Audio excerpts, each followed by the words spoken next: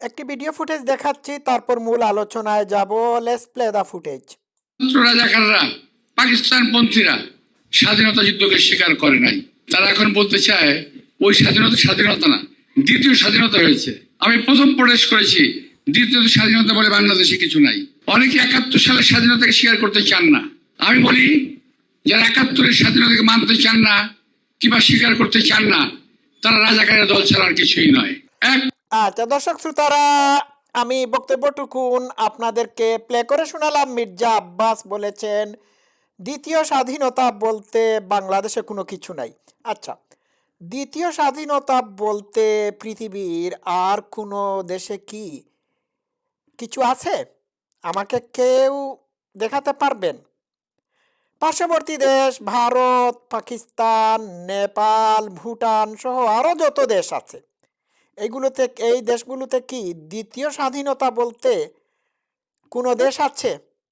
কোনো কোনো কোনো টার্ম আছে? সরি, দেশ বলেছি, আছে? নাই। তাহলে বাংলাদেশে দ্বিতীয় স্বাধীনতার কথা আসবে কেন? এর কারণ হচ্ছে, বাংলাদেশের স্বাধীনতা যুদ্ধ বিরোধী যারা ছিল তারাই বাংলাদেশের আসল স্বাধীনতাকে খর্ব করার জন্য বা ইতিহাস থেকে মুছে দেওয়ার জন্য দ্বিতীয় স্বাধীনতা নামক একটা অদ্ভুত আজগবি জিনিসের আবিষ্কার করেছে। তো এই আজগুবি অদ্ভুত জিনিস পৃথিবীর আর কোনো দেশে নাই। দেশ একবারই স্বাধীন হয়, দুইবার স্বাধীন হয় না। আর দ্বিতীয় স্বাধীনতা বলতে তারা যেটি বুঝাচ্ছে, এটার মানে কি? বাংলাদেশ কি কোনো দেশের পরাধীন ছিল? উত্তর হচ্ছে না, বাংলাদেশ কোনো দেশের পরাধীন ছিল না। শেখ হাসিনাকে ক্ষমতাচ্যুত করে দেশ কি করে স্বাধীন হয়? উনি কি পাকিস্তানি ছিলেন, নাকি ভারতীয় ছিলেন, নাকি অন্য দেশের নাগরিক হয়ে বাংলাদেশকে দখল করে দেশ চালাচ্ছিলেন, যার কারণে তার কাছ থেকে দেশকে মুক্ত করে দেশকে স্বাধীন করা হলো? অথবা বাংলাদেশ 1971 সালের পরে কি এমন একটি দেশের কাছে চলে গিয়েছিল যার কারণে দেশটিকে দ্বিতীয়বারের মতো স্বাধীন করতে হয়েছিল? এইরকমও তো না। স্বাধীনতা বলতে যেটি বুঝায় সেটি হলো যে একটা দেশ স্বাধীনতা তখনই লাভ করে যখন অন্য দেশের অধীনতা থেকে মুক্তি লাভ করে, তখন এটিকে স্বাধীনতা বলে। পৃথিবীর প্রত্যেকটা অনেক দেশে স্বাধীনতা দিবস আছে। তো স্বাধীনতা পলিটিক্যাল সায়েন্সের ভাষায় স্বাধীনতা বলতে কি বুঝায়? যে জিনিসটি বুঝায় সেটি হলো যে একটা দেশ যখন অন্য দেশের অধীনতা থেকে মুক্তি লাভ করে একটা সার্বভৌম রাষ্ট্র হিসাবে আত্মপ্রকাশ করে, ওই আত্মপ্রকাশ করার দিনটাকেই স্বাধীনতা দিবস বলা হয়ে থাকে। তো বাংলাদেশ কি 2024-এ আরেকবার পরাধীন হয়ে অন্য রাষ্ট্রের হাতে চলে গিয়েছিল, যার কারণে দেশটিকে দ্বিতীয়বারের মতো স্বাধীন করতে হলো? মূর্খের দল, ভাবা যায়? তো দ্বিতীয় স্বাধীনতা বলতে বাংলাদেশের কিছু নেই, পৃথিবীর আর কোনো দেশে আছে কিনা আমার জানা মতে নাই। তো মির্জা আব্বাস স্পষ্টত বলেছেন এরা হচ্ছে রাজাকারের দল। আসলেই তো এরা রাজাকারের দল। আর এই ইনুসও বলেছে বাংলাদেশ নাকি আরেকবার স্বাধীন হয়েছে। রাজাকারদের সাথে তাল মিলিয়ে ইনুস বলেছিল বাংলাদেশ আরেকবার স্বাধীন হয়েছে। তো ইনুসের তো স্বাধীনতা যুদ্ধ, স্বাধীনতার ইতিহাস, স্বাধীনতার কৃষ্টি সংস্কৃতির সাথে কোনো যোগসূত্র নাই। তার তো যোগসূত্রতা রয়েছে আমেরিকার ডিপ স্টেটগুলোর সাথে। ঠিক আছে?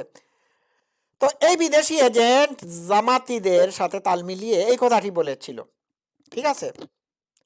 তো দ্বিতীয় স্বাধীনতা তোদের পশ্চাৎ দেশ দিয়ে এখন ভরে দেওয়া হবে, আওয়ামী লীগ লাগবে না।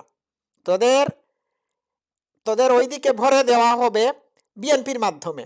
আওয়ামী লীগের মশা মেরে হাত লাল করার কোনো দরকার নাই। ঠিক আছে?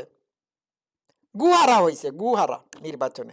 জাল হোক আর জাল ফুট হোক আর প্রতারণামূলক নির্বাচনই হোক না কেন, এরপরেও জামাতিরা জাল জালিয়াতি করেও নির্বাচনে জিততে পারে নাই। সাদা শকুন তো ভেবেছিল 12 তারিখ পর্যন্ত ভেবেছিল যে 13 তারিখ সে সরকার গঠন করবে, কাজ হয় নাই। জনগণ তাদেরকে প্রত্যাখ্যান করেছে। এখন ইউনূস নির্বাচনের দিন ভোট দিতে গিয়ে কি বলেছিল? বলেছিল মহা ঈদ, মহা ঈদ, থাইচি করে করে। হ্যাঁ, থাইচি জানেন তো, এক্সারসাইজ। তাইচি করে করে অথবা শূন্য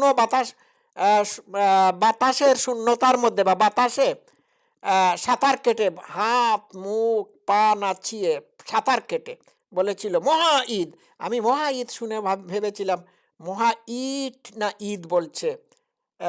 আমি ভাবছিলাম যে বোধহয় মহা ইটের কথা বলছে, মহা ঈদ। দেখুন কত বড় জঘন্য। ঠিক আছে, এটা একটা কাফের। ঠিক আছে, ইসলামী পরিভাষায় ঈদ বলতে 2টা ঈদ আছে। সে নির্বাচনের দিনকে মহা ঈদ বলেছে। এটা তো বাংলাদেশের মুসলমানদের কানে যায় না এই কথাটি। এটা তো কুফরি কথা বলেছে। আচ্ছা, এই ইউনূসও বলেছে যে বাংলাদেশের নাকি আবার জন্ম হয়েছে। ভাই, বাংলাদেশের জন্ম হলো 1971-এ। আবার এই বুড়া বয়সে ইউনূস বাংলাদেশের জন্ম দিল 2000, সরি, হ্যাঁ জুলাই 2024-এ, হ্যাঁ জন্ম দিল। আবার আবার আরেকবার জন্ম দিল। তাহলে বাংলাদেশের কয়বার জন্ম হইল বলেন তো দেখি? এটা কি খালেদা জিয়ার জন্মের যেভাবে ঠিক ঠিকানা নাই, বাংলাদেশেরও কি এইরকম জন্মের ঠিক ঠিকানা নাই? তো যারা দেশের জন্মের ইতিহাস পরিবর্তন করতে চায়, এরা শুধুমাত্র রাজাকার না, এরা হচ্ছে বেজন্মা। মধ্যযুগের একজন কবি একটি কবিতার লাইনে লিখেছিলেন, যেসব বঙ্গেতে জন্মে হিংসে বঙ্গবাণী, তাদের জন্ম নির্ণয় ন জানি।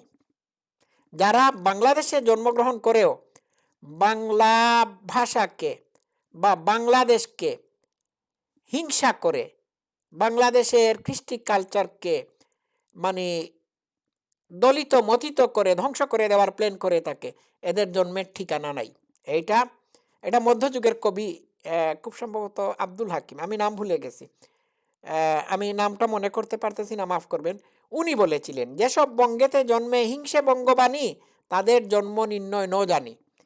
যারা বাংলাদেশে জন্মগ্রহণ করে, বাংলায় জন্মগ্রহণ করে বাংলাকে হিংসা করে, তাদের জন্মের কি ঠিক আছে কি না আছে আমি জানি না, তার কোনো জন্মেরই ঠিক নেই।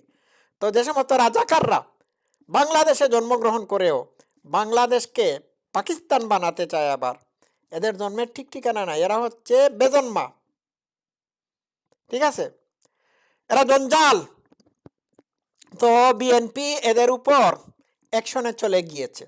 ঠিক আছে, এই যে এটার নাম কি, নাসির উদ্দিন পাটকেতি বলেছিল না যে বিএনপির নাম নিশানা তারা থাকতে দিবে না। কিরে পাটকেতি, তোর নাম নিশানা আছে? এখন তোদের এই কথাটি বলার জন্য তোদের নাম নিশানা বিএনপি একেবারে বাংলার জমিন থেকে মুছে দিতে হবে। ঠিক আছে, বিএনপির নাম নিশানা মুছে দিবি, কালকের সাগি আজকে খোঁজ ভাত রে অন্য। হ্যাঁ, কি পাইছস পাটকেতি? ঠিক আছে, এদের উপর অ্যাকশন শুরু হয়ে গিয়েছে। আওয়ামী লীগ লাগবে না, আওয়ামী লীগ এই মশা মাছি মেরে হাত লাল করবে না, এমনিতেই কাজ হবে। ঠিক আছে, ওয়েট অ্যান্ড সি। জয় বাংলা, জয় বঙ্গবন্ধু, ভালো থাকবেন।